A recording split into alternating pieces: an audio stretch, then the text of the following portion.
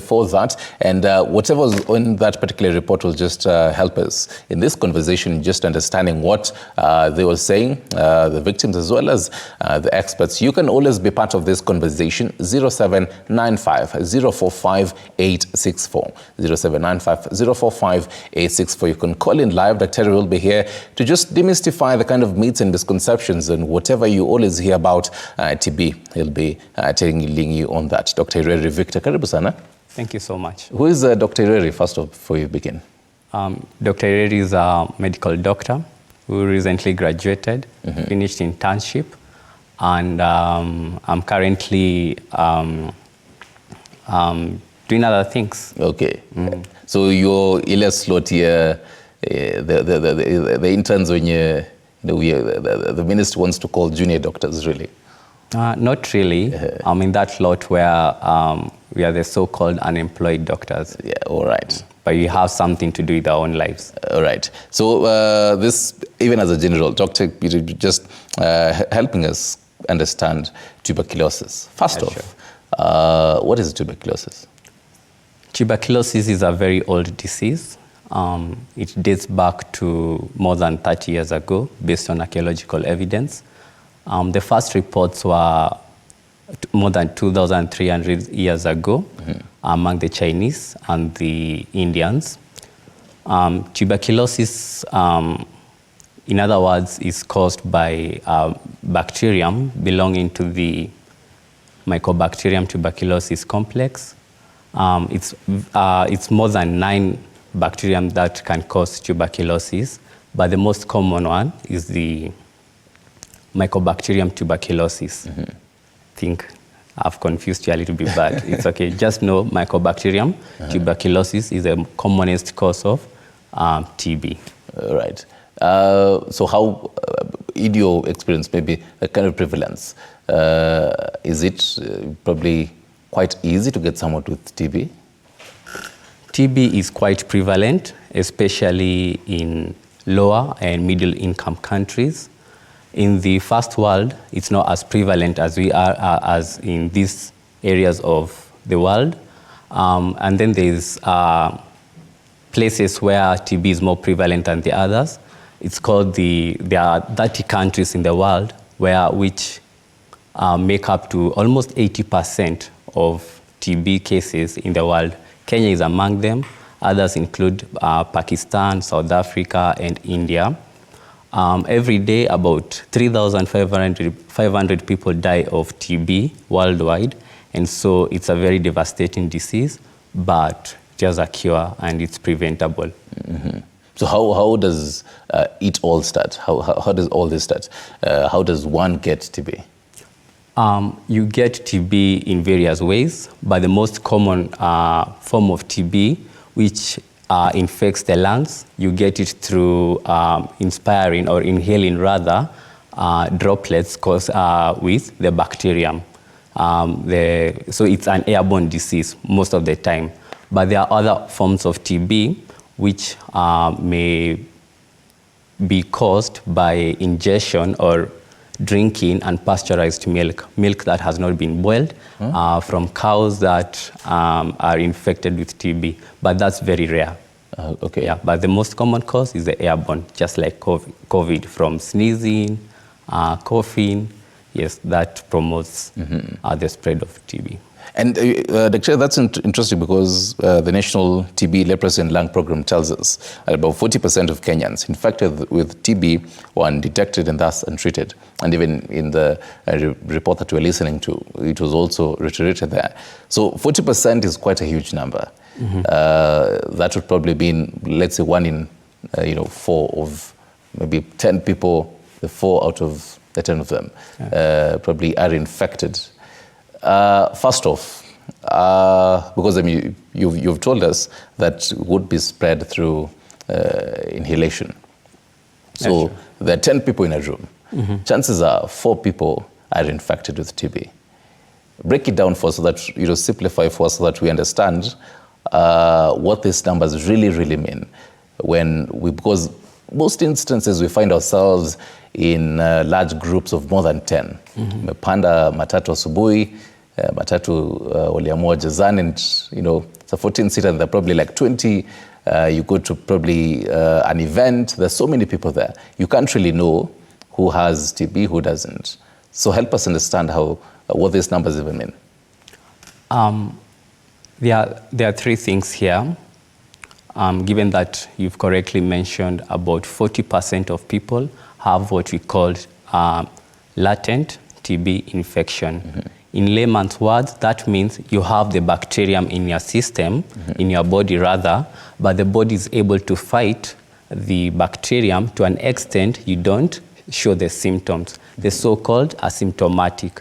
So if we are 10 here, probably 4 of us here, as you've correctly mentioned, mm-hmm. have the TB infection, the latent TB infection. Zero symptoms? Zero symptoms, yes. Okay. Some of us with the latent TB infection mm-hmm. might progress to be symptomatic or start showing the symptoms, but that's not always the case. So how does that happen? That happens especially when you are immunocompromised. That means your system, your ability to fight off the pathogens or the germs, the TB bacterium is compromised. And there are risk factors for that. For example, HIV/AIDS is a risk factor for tuberculosis, right. Smoking, drinking alcohol, malnourished people, and that's why even TB is more common in the arid and semi-arid areas in Kenya compared to other areas. Okay. Overcrowding, for example, in prisons, churches, mosques, that's the areas of worships, as well as schools and barracks. Mm-hmm. Those are areas where if a person has an active TB, they are more likely to spread it to others who maybe they did not have the latent TB infection, but now, given that they've been exposed to the bacillus or the bacteria, mm-hmm. they acquire the infection and start being symptomatic and spread it to other people as well. Right. Allow me to break down some of this, the predictors that you're mentioning. For example, smoking, and maybe you've also mentioned alcohol use. Alcohol use. Mm-hmm. But then, so at what extent? Because you've made us understand that 40% are infected, but then for you to actually now get the disease, that means your immune system has been weakened, yes. by HIV and probably the use of smoking and also alcohol use. Mm-hmm. But at what point, even for those two, because this is a conversation we've been having, even as a country, matters drug abuse and all that. So at what point does your immune system get weak such to a point where you move from being infected to actually getting the disease? That's a good question. The point is not well defined, but when your white blood cells count goes below a certain threshold, mm-hmm. then your ability to fight off the pathogens, or in this case the mycobacterium, is compromised.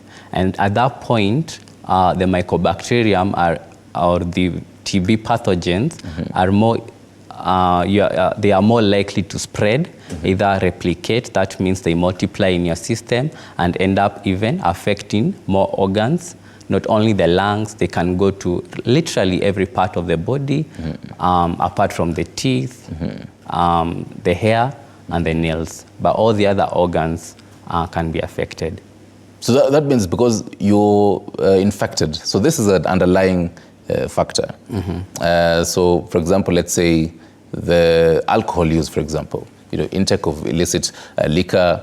So this might lead to liver cirrhosis, for example. Mm-hmm. And so this would, again, weaken your immune system. So at this point, your immune system has been weakened. So you're battling with liver cirrhosis, for example. Mm-hmm. And then TB was underlying there. So because the immune system has been weakened, so it pops up. So at this point, you're dealing with two diseases at the same time. Mm-hmm. So how does TB, the fact that it has now been awakened, so to speak, deal in your body together with the other kind of disease that is there? Okay. So if you have TB and you have another disease, that we call comorbidity, you have two diseases, two or more diseases at the same time. And as you've rightly mentioned, alcohol can lead to liver cirrhosis. That's damage to the liver cells. And the liver is very important in synthesizing or producing some of the substances that help us fight the diseases. Now that the liver has been damaged, we cannot fight off the disease. And now imagine a situation where you have the liver cirrhosis and now you're infected with tuberculosis and now you want to take the drugs. Some of the drugs that are used to treat TB also to some extent affect the liver. So now you are taking alcohol, your liver is damaged, and then the drugs that you're going to take, the anti-TBs, some of them will to some extent damage the liver. So you're in a catch-22 situation. So prevention is always better than cure. And because when you talk about prevention, you talk about matters, the vaccine, the whole BCG. We can talk about that, so because at what point, even for a child, should they get this vaccine? Even as we talk about the whole vaccine and prevention, before you also take a look at a few numbers here. Basically, the prevention of TB starts from the moment we are born, and that's for in countries where the prevalence and incidence of TB is high, and that means the low and middle income countries as well as the top 30 countries with the highest burden of TB disease. One of the vaccines that's given is usually the BCG vaccine. If you go around in Kenya and look at people's elbows, they usually have a scar around here. That means you've been vaccinated against. You've received the BCG vaccine that protects you against tuberculosis. The scar doesn't always mean that you've been vaccinated. I mean, the lack of a scar doesn't mean that you've not been vaccinated. Some people don't develop the scar despite being vaccinated. Beyond that, the vaccine is only effective in preventing, it's not 100% effective. Because that was now my next question. Is it, silver bullet? It's not a silver bullet. It's like COVID. You could have been vaccinated, but people used to still get the COVID-19 infection. But now the severity of the infection you get is not as severe as those who are not vaccinated. Yes. So what will lead to, because you have a situation where, so at what age, so that we proceed to, so at what age even for this child, should they get this vaccine? The vaccine is given at birth. At birth or at birth? Yeah, immediately the child is born, and before they are discharged from the hospital. And also for those born at home and or in places where they are not in a healthcare facility, they should receive the vaccine within 2 weeks of delivery. So what would lead now to the fact that we would have infections among children, yet they have been vaccinated? One thing about children is that their immune system, their immune system is still maturing. It's unlike adults. Their cells are still like learning to fight infection. And one thing about us human beings or adults is that our cells usually have, some of our white blood cells usually have a thing called memory. They can remember you had this pathogen, so when the same pathogen is introduced into a system, they are now able to say, we did this, and this thing, and so they fight it better. But now for children, they don't have that quote-unquote memory. You get? So their ability to fight off these pathogens is compromised, and that's why it's advocated to give the BCG vaccine as soon as birth. So are there people who having the TB infection, can they now transmit this, the TB, to someone? If they are TB infected and not, they don't yet have the disease? No, you cannot transmit, for persons with latent TB infection, they cannot transmit TB unless they convert to TB disease. And that's the luck we have. Like, not all of us, a significant proportion of us have the latent TB infection, but that doesn't mean that we go spreading out TB. Yes, but for the active TB, either primary or secondary TB, then those persons are likely to spread TB to others. Right. So even as we talk about World TB Day, which was yesterday, I want to run some numbers with you, just to take a look at what these numbers really mean. So first off, and these are typically numbers from World Health Organization. So about 1.3 million people died from TB, that is in 2022. And this is during the time of COVID-19. So even as we also continue these numbers, we can hold it there and just talk about, and even the second one, actually, TB is the second leading infectious killer after COVID-19. So we have the first, two really resonating with COVID-19. Take us back to during that time, because you're telling us TB would be an underlying factor.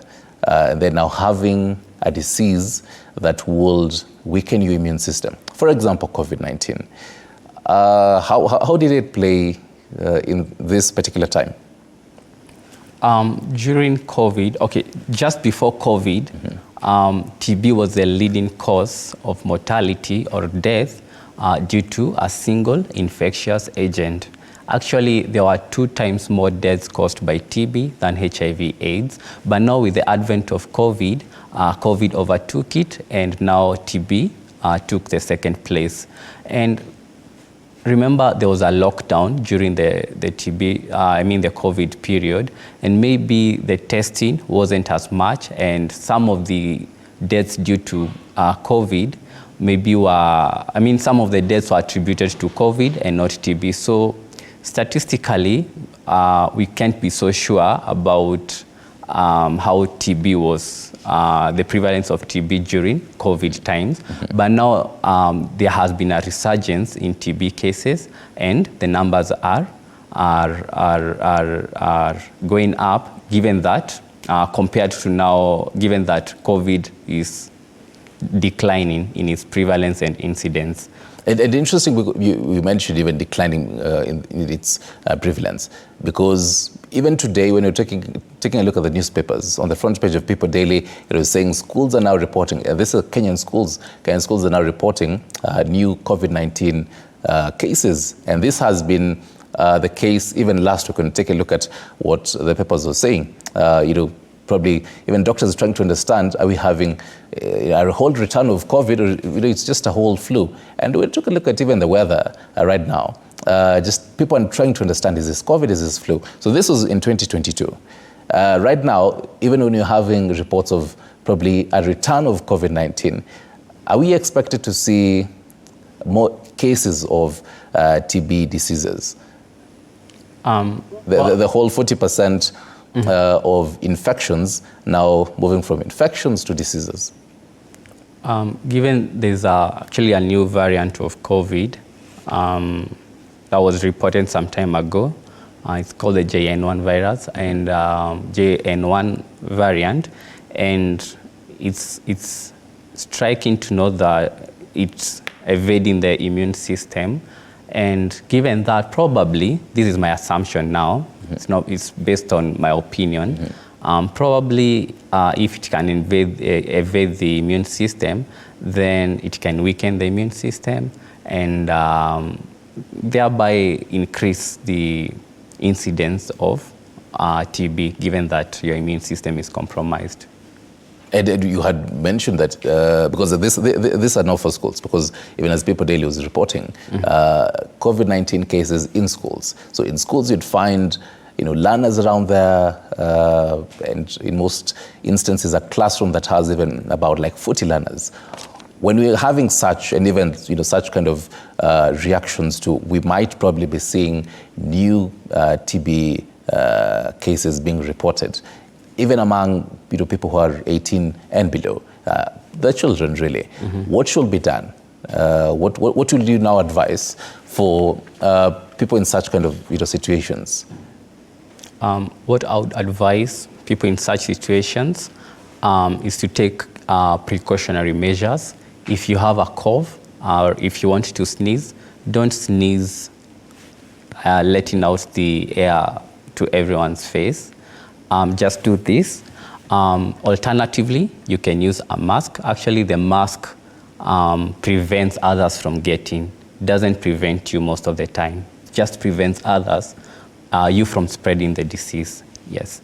And also overcrowding, I wouldn't advocate for overcrowding. In schools, basically. So and this is what really COVID-19 taught us. Oh, yes. And still on more, so this is a report by National Lung and TB 2021 annual report, basically saying that TB prevalence in children under age of 14 years was at 9%, according to Elizabeth Glaser Pediatrics AIDS Foundation. So Kenya is missing 44% of children with TB. And so this means that there is a huge number of undiagnosed TB cases among the children. In your understanding, what's the danger of having this at this point? I mean, having children at the age of 14 and below at such a high prevalence, not diagnosed at that point, now later in the future, and even for the whole society. What's the danger?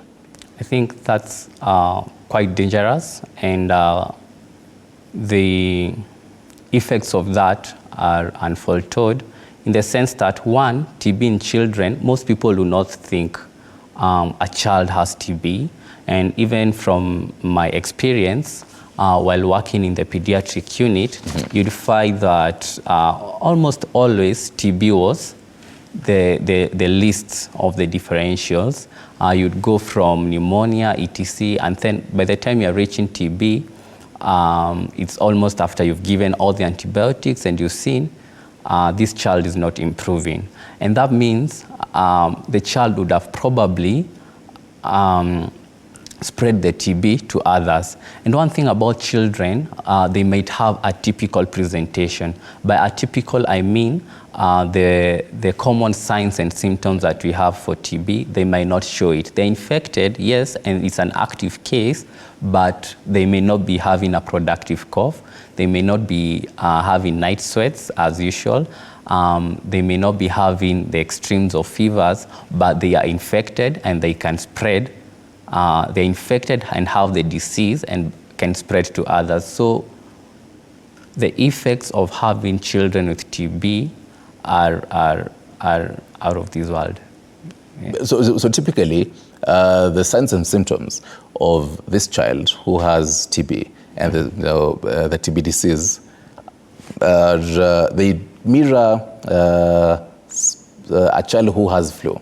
So because you tell us you worked in the pediatric. So for example, a child walked in and they have fever, and this one has TB. So both of them will be having somewhat the same signs and symptoms. Yes, they may have almost the same signs and symptoms, but now the one with the flu will heal, or the flu will go away in a few days. But now this other child with TB, despite giving various courses of antibiotics, you may find that these symptoms are not going away. And that should ring a bell to you. You might need to do a test to diagnose the TB now. So at what point is the test done? I think now that's based on clinical experience, and there's no really a point at which you're supposed to do the test. But now, in level 2 and 3 hospitals, we have what we call the active case TB finding, where despite any person who has come to the hospital, either level 2, 3, or even 4 facility, you have to actively look out for the signs and symptoms of TB. And so if you suspect now, based on clinical suspicion, or that a child or an adult has TB, now you are supposed to escalate that and now start the diagnostics. So that's the first day for level 2. For level 2, 3 hospitals, they need to actively look out for TB. On the first day? At the moment of contact with the patient. All right. Let's continue taking a look at some of those numbers. And so this is a whole kind of global outlook to also understand even how Kenya really plays a look at that. So taking a look at the first one, the 1.3 million people died from TB in 2022. This is according to World Health Organization. Also taking a look at TB is the second leading infectious killer after COVID-19. So the third one there, global efforts to combat tuberculosis have saved an estimated 75 million lives since the year 2000. So this means even the progress seems quite interesting. We'll be getting to that with you. And the other one there, $13 billion is needed annually for TB prevention, diagnosis, treatment, and care to achieve the global target agreed at the 2018 UN high-level meeting on TB. Lecturer, let's talk about the progress and in your own understanding how the progress has been since 2000, because when you take a look at 2000 until right now, 24 years later, technology has changed and things have changed. Even the populations have changed. Population has increased over the years. Walk us through what your understanding of how the progress has been. We have made significant strides, but I think we are not yet there. TB was first discovered by Dr. Robert Koch in 1882 on a day like yesterday, and that's why we commemorate that day. And since then, there has been strides here and there. For example, in the 1940s with the advent of the antibiotics, and now in the year 2015, there was a high-level meeting on how we can end this TB. And there were targets set for the next decade from 2015 to 2025. For example, there was supposed to be a 50% reduction in mortality. Based on figures as of 2022, we haven't achieved that target. We are at 9%. Compare 50% to 9%. Yes, we've made some progress, but we are not yet there. For new infections, we were supposed to reduce that by 75%. We are yet to touch 30%. So in as much as we are commemorating, we cannot celebrate the World Anti-TB Day unless we achieve our targets. So that's why the World Tuberculosis Day is usually not about celebration, but advocating and educating the public on ways in which we can prevent and cure TB. Another advance, I would say, is in 3 years ago, there was a new drug combination. It's not a new entirely drug, but there was a new drug combination that was approved by FDA, where we can use it to treat TB for 4 months instead of the 6 months. But there are no guidelines in Kenya that support its use. Yes. Right. And speaking of even the whole advancements, I'd want us to have that now in the whole tail end, and just getting to understand where we are at on matters advancements and what we are taking a look at. There's a whole announcement by the Bill and Melinda Gates Foundation. We'll be taking a look at that in a few. But then you're talking about things we're not yet there. And this year's theme is yes, we can end TB. First of all, what do you think about that theme? I feel it's the right theme for this year. It gives us hope on how we can end the TB menace, the epidemic. TB is not a death sentence. It's preventable, and most importantly, it's curable. So with all our concerted efforts, I think, yes, we can end TB. Though research shows that majority of deaths occur during the whole intensive phase of treatment. So probably someone might maybe get the disease, but then now even trying to save this person's life might be difficult because they probably avail themselves, or the whole treatment began in their whole intensive care. Why are we even talking about this at this day and age? If I can extrapolate that from what causes early deaths, one, we have the delays. There's a delay in seeking help.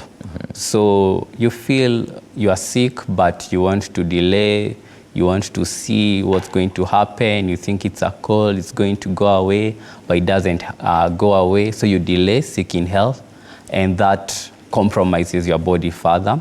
And then there are other delays, for example, delay on our part as healthcare workers, where we are not, clinically, we are not having the suspicion of TB. For example, as I've told you, in children, we can miss that, and it's easy to miss that. So if you're not clinically suspicious that a person might be having the TB, then the TB may progress, and the more advanced a disease is, the harder it is to cure it. So, Dr. because we have understood that 40% of Kenyans will have TB infections, but then they don't really have the symptoms. So it's really hard to know if this person has a TB. So is there any benefit for me to go and get tested? And, Daktari niambie, uko na TB, but ni infection too, so si worry. And actually, do they even tell you that? Is there any benefit for me to go and get tested? Most of the time now we are in the, they say uko ni majuu, I think, I don't want to say it, but probably tuko huku machini. But now the tests used to test for latent TB infection are not commonly available. And in as much as, for example, there's one you inject a purified form of the tuberculosis protein. It's called the tuberculous skin test. And it doesn't always turn out, it can turn out positive, but it's not accurate in the sense that it might be positive, but that doesn't mean you have the TB infection, right? And so, and then there are others which are... That's quite dangerous. I mean, the fact that it was rolled out and it's not accurate. I mean, in science, it's about experimenting, and it's about the numbers. So it might not be accurate, but it serves a purpose. It may not be 100%, but let's say it's 80% accurate. At least it's 80%, but we have no other choice but to use it. In as much as we know, we might be missing some cases. So at the end of the day, what does it tell you? Does it tell you that you have the infection, or you may have? You may have. It doesn't outrightly say you have the infection. It's not a definitive yes, but it's most likely. You get from the probability, it's most likely. You most likely have a TB infection. So I've gone and tested, and I've got that I may have the infection. So how beneficial is that information for me? Because at the end of the day, you've told me I can transmit this TB, and I'm healthy, and all, naishi fiti, nakula vegetables and everything. I have a very strong immunity system. How beneficial is telling me I may have a TB infection to me? Now, you may be started medications. You may be started medications, anti-TBs, but they are not the regular course of anti-TB that you take when you have an active disease. Yes. Okay. All right. So another whole bit is now TB as well as HIV. Now let's get into also the myths and misconceptions, because they really lie in what you're telling us. We're not there yet. And there's always a huge misconception, because, I mean, we take a look at the whole report and the lady talking about matter stigma and everything. First of all, even as you also debunk for us, is there any relationship between TB as well as HIV? And where does stigma come into play when we are talking about TB? Yes, there's a huge correlation between HIV and TB, in the sense that they are correlated, but not, there's no causative relationship, but there's a correlative relationship in the sense that they may occur at the same time, and one, HIV can predispose one to TB, and having TB is a pointer towards worsening HIV/AIDS. As I had mentioned earlier on, HIV/AIDS is a risk factor for tuberculosis. And so most people who are non-adherent to their antiretroviral drugs are more likely to become immunocompromised, and so they are more likely to have the latent TB infection to be reactivated, and now they go into the TB disease. Right, so, and now even for this person,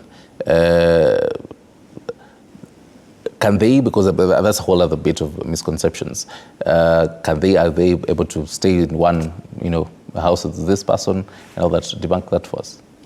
That's a good question. So when you find you have TB, you're supposed to, the healthcare worker rather, should trace the other contacts, all the other people you have interacted with. That will help. It's called contact tracing. I think early in the days of COVID, there was something like contact tracing. Mm-hmm. So the same case with TB, you have to trace all the other people you have been in contact with. Once you start the anti-TB therapy, if you are adherent, within 2 weeks, you are not supposed to be able to transmit the infection. So the first 2 weeks, you should be isolated, but within 2 weeks, we have what we call the negativization of the sputum, in the sense that the sputum, because it's the one that contains the... Simplify that for us, Ken. The sputum is the one that contains the tuberculous bacteria, right? Mm. And it's the one that when you sneeze, now the other person inhales and gets the TB. Now, if you've been taking the drugs, now you are... you have the disease, you have the active form of the disease, you are infectious, right? Now, if you take the drugs, the anti-TB drugs, for the first 2 weeks, if you are adherent, then the sputum will cease to have the bacteria that can cause TB. Right. You get? So within 2 weeks of taking the drugs and being adherent, you can interact with others, but still you have to take the precautionary measures.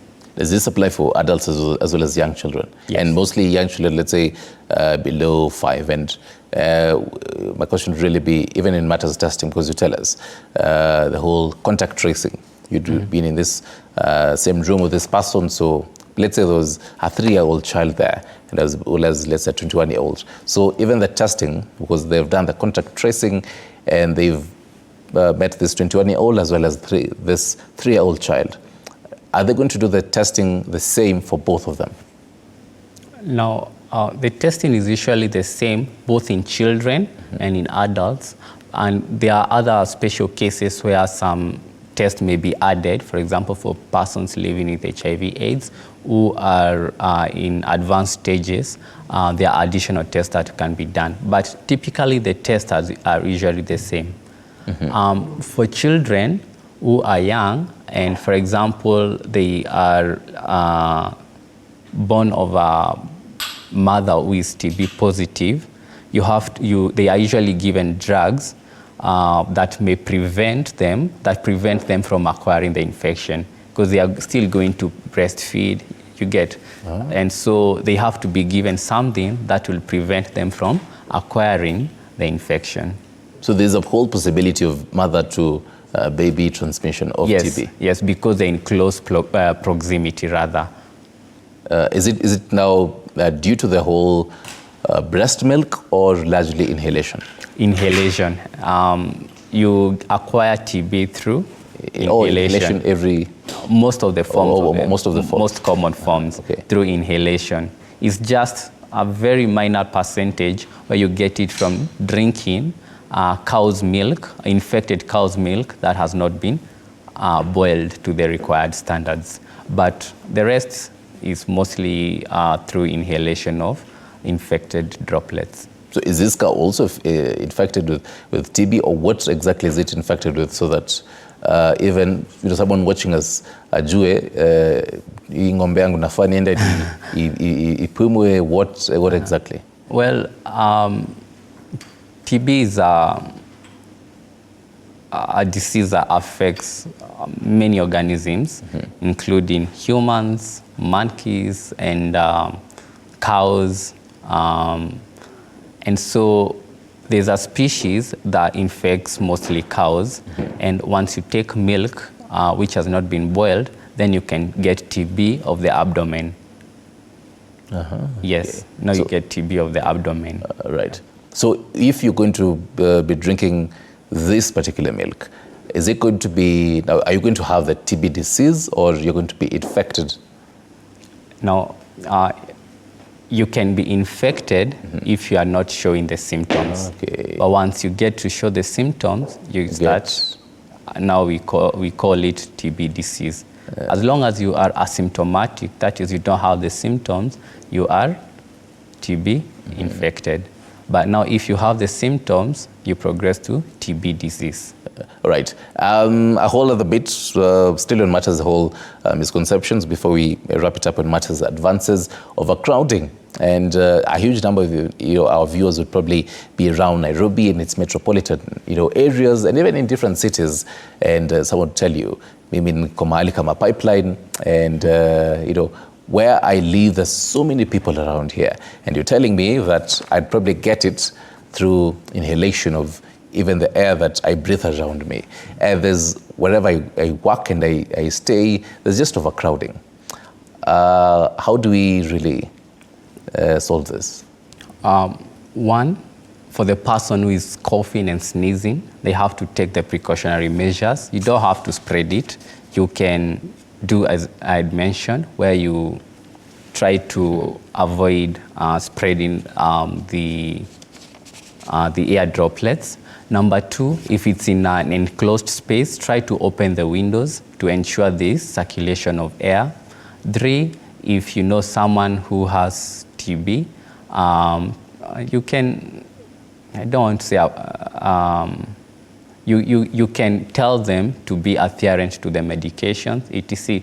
So it's a matter of all of us playing a role in preventing this. Yes. Oh. But I wouldn't say that now we stop interacting with people. Yeah. Oh, yes. And still on the whole national TB program, there's about 97,126 new cases of TB were reported in Kenya. That was last year. And so even as we wrap it up, so the Bill and Melinda Gates Medical Research Institute, so last week announced a whole phase 3 clinical trial to assess the efficacy of TB vaccine. And apparently Kenya is among the about 7 countries involved in this particular trial. First off, how big of a deal is this that we are, being onboarded on such kind of trials, and what do you envision when it comes to the next time we're even talking about ending TB, the whole Vision 2030 that we have on this? You're right. I think it was on the 19th of this month that the phase 3 clinical trial was launched, first in South Africa, and then at the peak of the research, there will be several countries where Kenya is one of them.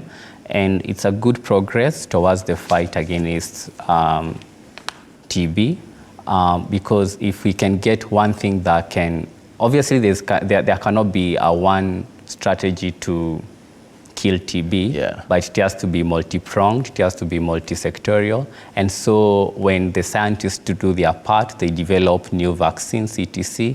If it works, if this phase 3 trial shows that it's working, then there are possibilities it can be approved by the FDA and other approving organizations, and it can be taken up and we can see TB epidemic ending. Right, fantastic. In 30 seconds, your last thoughts. My last thoughts, TB is an old disease that has been here with us for a very long time. It's preventable, and most importantly, it's curable, and it's upon all of us to take the mandate and prevent it. And for those of us who are termed with curing it, we should take up the mandate and ensure that it's eradicated.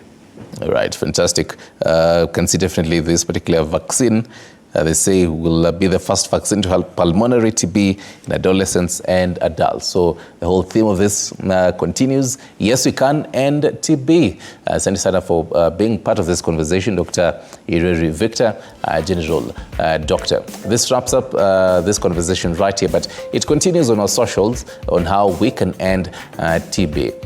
When we take a short break, when we come back, we get into matters first aid and just giving you tips and the whole ABCs of the whole matters incident management. And Leila Arabira will be joining us from St. John Ambulance for that conversation. You can always call